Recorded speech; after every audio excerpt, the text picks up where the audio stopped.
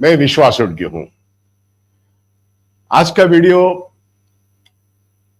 सबसे महत्वपूर्ण इसलिए है कि इस देश का जो लोकसभा का चुनाव है वो अपने अंतिम चरण में है 1 जून को। हम सब जानते हैं कि इंडिया अलायंस अभी के पहले 6 चरणों में 300 पार कर चुका है, 310 भी पार कर चुका है और बीजेपी बहुत पीछे है। अब जो 1 जून को जो मतदान हो जाएगा उस वक्त एक बहुत बड़ी चुनौती है। 2019 को आज के जो 57 कॉन्स्टिट्यूंसी बचे हैं वहां पे जो मतदान हुआ था उस वक्त बीजेपी एक्सेप्ट पंजाब सब जगह आगे थी, कलकत्ता में आधी थी, लेकिन पंजाब में भी आप है और कांग्रेस है, इनमें समझौता नहीं है। लेकिन वातावरण ऐसा है कि वहां पे बीजेपी का कोई नहीं आ सकता, ना अकाली दल का आ सकता है, लेकिन कांग्रेस और आप दोनों का परफॉर्मेंस ऑलमोस्ट इक्वल रहेगा क्योंकि वहां पे एक आपकी गवर्नमेंट है और इसलिए मोदी जी की तरफ से आपको सरकार गिराने की भाषा चल रही है। लेकिन 1 जून को तमाम जो सिख अल्पसंख्यक है वो मोदी के खिलाफ होंगे, जैसे मुस्लिम अल्पसंख्यक, बाकी के सारे अल्पसंख्यक मोदी जी की ये जो ड्यूअल पॉलिसी है, 2 धर्मों में लड़ाई करो, 2 जातियों में लड़ाई करो, नफरत का बाजार खड़ा करना, इसके खिलाफ अब पूरा वोट हो रहा है। नंबर 1 की बात सब जगह यही आ रही है, इस देश की संविधान खतरे में है और संसदीय डेमोक्रेसी जो है वो खतरे में है, तो हमको मोदी को हटाना है। ये बात पंजाब में बहुत जोर से सब लोगों ने समझ ली है, इसलिए वहां पे जो वोटिंग हो रहा है, हम जानते हैं कि आप और कांग्रेस एक साथ में वहां पे नहीं है, लेकिन उनमें एक जो अंडरस्टैंडिंग है उसके हिसाब से लोगों ने अभी जो कांग्रेस के ज्यादा सीट वहां पर है लोकसभा में वो रिटेन हो जाएंगे, ऐसा आज का वातावरण है। आप भी अपना इंप्रूव कर सकती है पोजीशन, ये हुआ। लेकिन चंडीगढ़ में कांग्रेस का जो उम्मीदवार है निश्चित रूप से वो जीतेगा, ऐसा पूरा एक विश्वास आज के तारीख में तो हमें लग रहा है। हम हमेशा हिमाचल प्रदेश में जाके देखेंगे तो 4 सीट है। आज हिमाचल में कांग्रेस की गवर्नमेंट है, कंगना रनावत की सीट मंडी में से पूरी तरह से वो बुरी तरीके से हारेंगी और वहां पे कांग्रेस का नेता जीत जाएगा।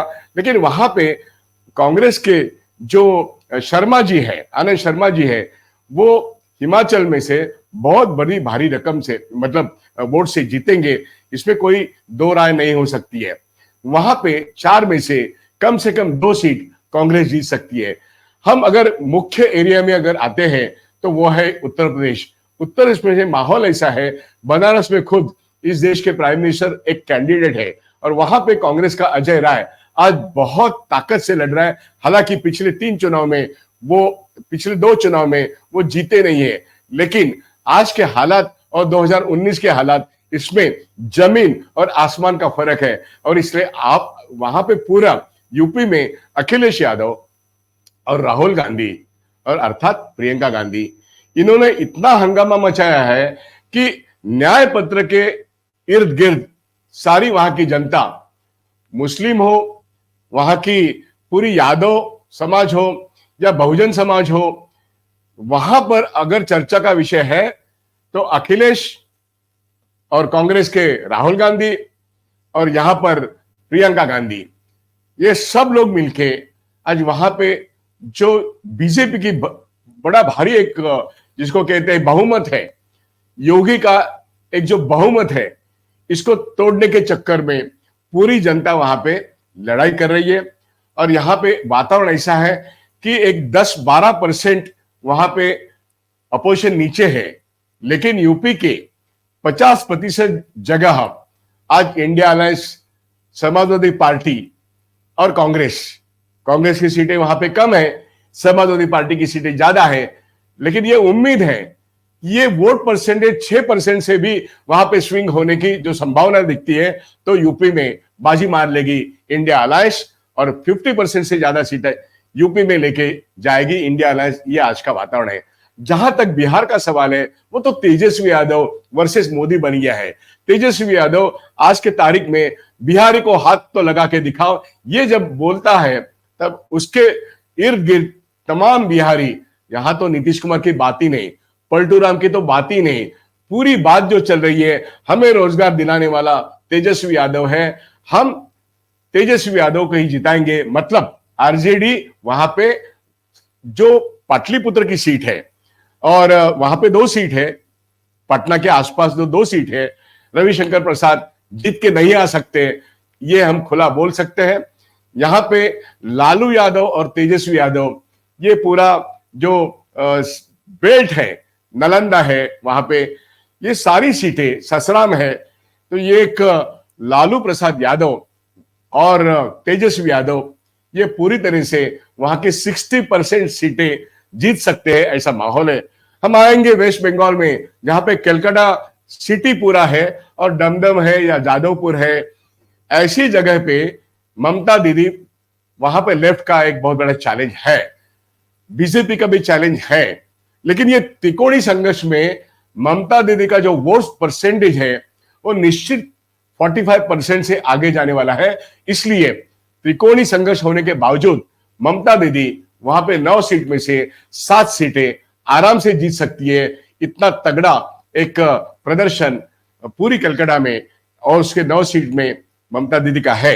तो टीएमसी एक तरफ से, आरजेडी दूसरी तरफ से, अखिलेश समाजवादी तीसरी तरफ से, और आप पंजाब में कांग्रेस और आप मिलके, और झारखंड मुक्ति मोर्चा, ये झारखंड में वहां पे 4 सीटें हैं। तो पूरे इंडिया अलायंस के जो गठबंधन के जो पार्टीज है वो अपनी पूरी ताकत लगा के इन जो 57 सीटें हैं, 1 तारीख को जहां पे वोट पड़ने वाला है, वोट पड़ने के बाद शाम को एग्जिट पोल तो होंगे। बड़ा जो गोदी मीडिया जो है, तो गोदी मीडिया एग्जिट पोल 1 घंटे में 400 पार की बात करते रहेंगे, लेकिन निश्चित रूप से आज जो इंडिया अलायंस 6 चरण के बाद 310 पार कर चुका है, वो आज मैं यहां पे कहता हूं वो 350 पार कर चुका होगा, और 350 सीटें लेके इंडिया अलायंस 1 जून को अपनी मीटिंग करेगा दिल्ली में। मल्लिकार्जुन खड़गे जो है वो कांग्रेस के प्रेसिडेंट है, उन्होंने इंडिया अलायंस की मीटिंग बुलाई है 4 बजे। वोटिंग चलते रहेगा, लेकिन ये जो आज हम एक विश्लेषण कर रहे हैं कि इंडिया अलायंस का जो बोलबाला है पूरे उत्तर भारत में, ये नए कॉन्टेक्स्ट में देखना पड़ेगा। 2019 का कॉन्टेक्स्ट पूरी तरह से खत्म हो गया है। अब पुलवामा बिलवामा या हिंदू मुसलमान, भारत पाकिस्तान, मोदी की गारंटी बिल्कुल नहीं चली। चला है वही पत्ता कि रोजगार मिलेगा कि नहीं, सरकारी पदे मिलेंगे कि नहीं, महिला हो पुरुष हो, इनके हाथ में परचेजिंग पावर आएगा कि नहीं, इनकी क्रय शक्ति बढ़ेगी कि नहीं, इनकी आमदनी बढ़ेगी कि नहीं। इसलिए रोजगार का मुद्दा नंबर 1 का मुद्दा बन गया है। और इस मुद्दे में तेजस्वी यादव, अखिलेश, राहुल गांधी, प्रियंका गांधी, इन्होंने जो मोदी कहते थे एक अकेला सब पर भारी, अब मोदी को भीख मांगनी पड़ेगी। और ये सब बाकी इंडिया अलायंस के लोग एक मोदी और शाह पर पूरी तरह से हावी हो गए हैं। ये चित्र 1 जून के शाम को एग्जिट पोल के वक्त आएगा। इंडिया अलायंस 350 पार करेगा, ये निश्चित रूप से है। और 4 तारीख को क्या होगा इसके बारे में जो एक विश्लेषण, कुछ लोग कहते हैं कि 240 आने के बाद भूल जाओ 240 बीजेपी को, बीजेपी 200 तक नहीं आ सकती है, लेकिन 240 तक आने के बाद वो ये करेंगे, वो ये करेंगे, ऐसा कुछ नहीं हो सकता। क्योंकि अमित शाह और नरेंद्र मोदी और डिफेंस मिनिस्टर, ये सब लोग तो कैंडिडेट है, इनके कोई स्पेशल पावर्स अभी नहीं है। अब स्पेशल पावर्स इलेक्शन कमीशन के, खास करके पावर्स प्रेसिडेंट ऑफ इंडिया करे। बात ध्यान में रखो, कानून पर कोई एक आदमी कब्जा नहीं कर सकता है, इसलिए पार्लियामेंट पे कब्जा करेंगे, ये करेंगे, वो करेंगे, ये बात बोलने के लिए भी गलत है।